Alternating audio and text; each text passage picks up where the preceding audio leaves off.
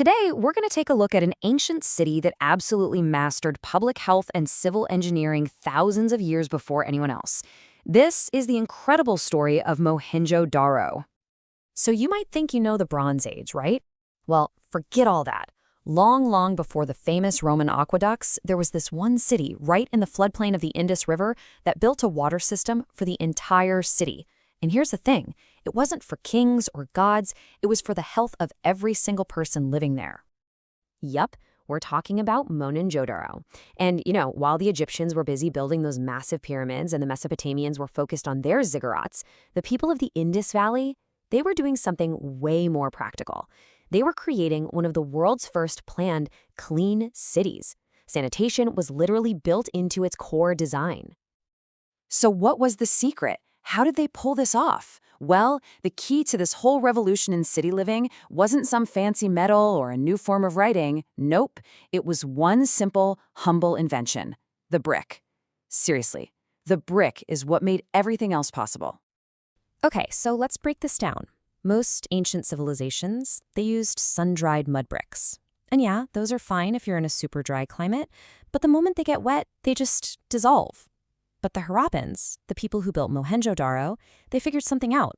They started mass-producing kiln-fired bricks. Firing them in a super hot oven, a kiln, made them totally waterproof and way stronger. Without that one change, a citywide water and sewage system, impossible. It would have just turned back into mud. All right, so now they have these amazing waterproof bricks.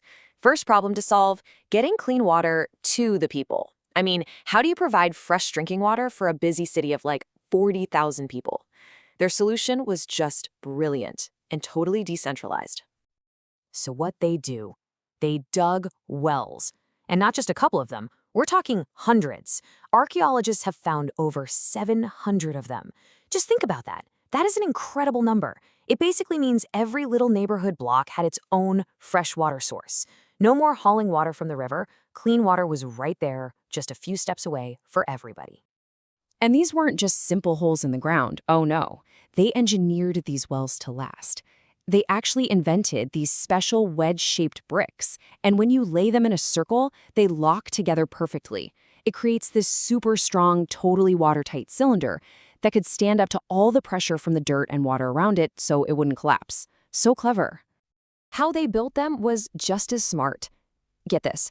They'd build a ring of these bricks first, and then they'd start digging out the dirt from inside the ring. As they dug, the whole brick cylinder would just sink down under its own weight.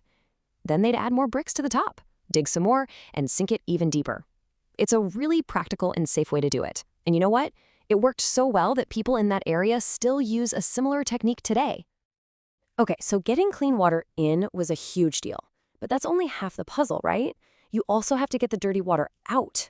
And believe me, Mohenjo-Daro's drainage network was something else. It was truly ahead of its time. The whole system was just a masterpiece of planning. So wastewater from a bathroom would go out of the house through a pipe. That pipe would feed into a small drain in an alley, and then that would connect to these huge, covered sewers running right under the main streets. And the best part? It was all powered by gravity, carrying everything safely away to the edge of the city.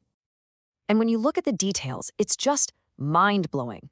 The drains were covered up, probably to keep the smell down and stop diseases from spreading. They were built with a really specific, gentle slope so gravity could do its thing. And get this, they even had manholes, just like our sewers today, so people could get in there and clean them out. This was not just a ditch. This was a fully managed public system. They were even thinking way ahead. They built these things called sediment traps, or sumps. Basically, they were little pits built into the drains where all the heavy solid stuff could settle at the bottom. That let the water keep flowing without getting clogged up. It's such a simple, brilliant idea to stop clogs, a problem that honestly, even our modern systems have trouble with. So to really understand how amazing this was, we gotta put it in context. Let's see how Mohenjo-Daro's focus on public health compares to the other big players of the Bronze Age. And this table here really says it all. Just look at system coverage. In other places, like Mesopotamia or Crete, fancy plumbing was something only the king or the super rich had in their palaces. But in Mohenjo-Daro, it was for the whole city. Pretty much every single house, whether you were rich or poor, had a bathing area and was hooked up to the sewer system. That wasn't an accident. That was a choice they made. And that choice, well, it tells us something really important about their society. To keep a system this big and complex running, you'd need a really organized city government to manage it all. It suggests that they had leaders and a culture that really cared about the health of everyone, not just about building big statues or palaces to show off their power. It's just an amazing story of ancient engineering, isn't it? But the real test of any design is, does it last? So after 4,500 years of just sitting there, could any part of this system actually still work? You're not going to believe the answer. Fast forward to 2022. Huge, devastating floods hit Pakistan.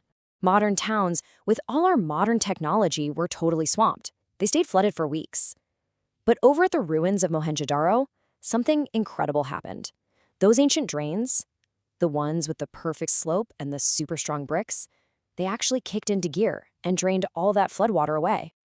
Yeah, an expert who was right there on the ground said it perfectly. He said that while all the modern areas nearby were still underwater for weeks, the water at the ancient site had just naturally drained away. The 4,500-year-old system worked when the new ones failed.